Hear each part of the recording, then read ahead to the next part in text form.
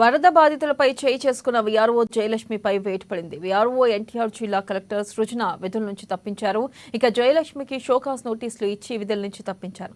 బాధితులతో సంయమనం వ్యవహరించాలని కలెక్టర్ ఆమెకు సూచించారు. విజయవాడలోని అజిత్ సింగ్ నగర్ లో ఓ వరద బాధితుడు వీఆర్ఓ జయలక్ష్మిని ప్రశ్నిస్తూ వీడియో తీస్తుండగా పోలీసుల ముందే ఆమె అతడి చెంప చెల్లుమనిపించింది. అలా ఒక్కసారి కాదు 2-3 సార్లు చేయి చేసుకుంది.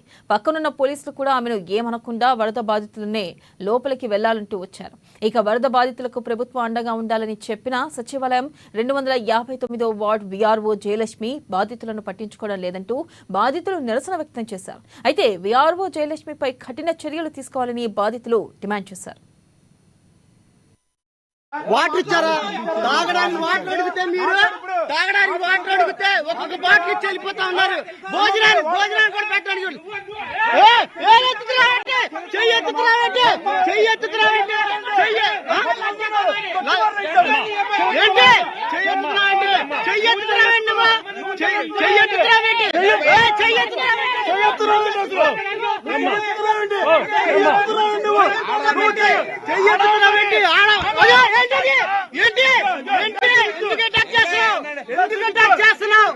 వాటర్ అడిగితే వాటర్ కూడా పట్ల మీరు అవును అంతా కూడా ఎలా అంటారు?